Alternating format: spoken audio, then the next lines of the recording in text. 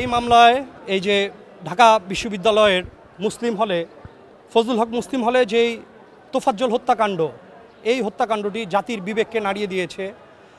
এই মামলায় ঢাকা বিশ্ববিদ্যালয় কর্তৃপক্ষ একটি এজাহার দায়ের করে। এজাহারের পরিপ্রেক্ষিতে ৬ জন আসামিকে গ্রেপ্তারপূর্বক আদালতে হাজির করা হয়। আজকে আদালতে হাজির করার পরে এই ৬ জন আসামি স্বইচ্ছায় স্বপ্রণোদিতভাবে 164 করতে, দ্যাট মিন্স স্বীকারোক্তিমূলক জবানবন্দি দিতে সম্মত হয়। তো বিজ্ঞ আদালত তাদের স্বীকারোক্তিমূলক জবানবন্দি নিয়েছেন এবং যেহেতু তারা স্বইচ্ছায় তাদের যেই কৃতকর্মের যেই চিত্রটি আদালতের কাছে তুলে ধরেছেন,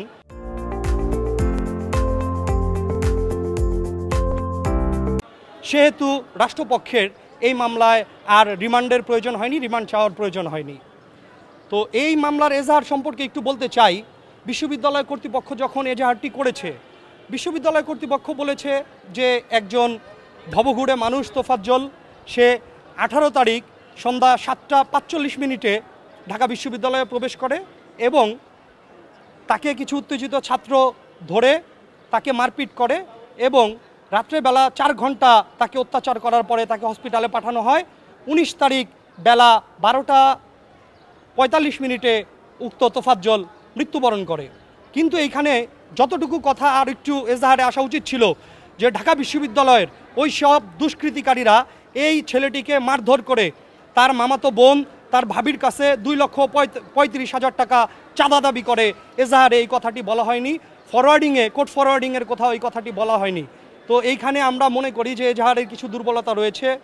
তো আজকে যেহেতু এই উক্ত মানসিক ভারসাম্যহীন তোফাজ্জলের কোনো আত্মীয় স্বজন অথবা এজাহারকারী আদালতে উপস্থিত ছিল না, আমরা কিছু আইনজীবী আমাদেরকে সিনিয়রদেরকে নিয়ে আমরা স্বপ্রণোদিত হয়ে বিবেকের তাড়নায় আজকে এই মামলাটিতে বাদীপক্ষ হিসেবে নিয়োজিত হওয়ার জন্য আবেদন করি। বিজ্ঞ আদালত আমাদের আবেদনে সন্তুষ্ট হয়ে আমাদেরকে একটি ওকালতনামা জমা প্রদান করার অনুমতি দেয়। আমরা সেই পরিপ্রেক্ষিতে বাদীপক্ষে মামলাটি শুনানি করি।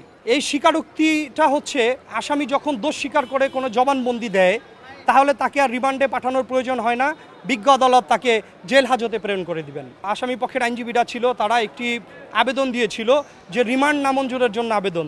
যেহেতু তারা স্বইচ্ছায় স্বীকারোক্তিমূলক জবানবন্দি দিয়েছে সেহেতু আর রিমান্ড শুনানির কোনো প্রয়োজন হয় নাই। আর আসামি পক্ষের এই রিমান্ড নামঞ্জুরের জন্য যেই আবেদন, এটাও শুনানি করার প্রয়োজন হয়নি।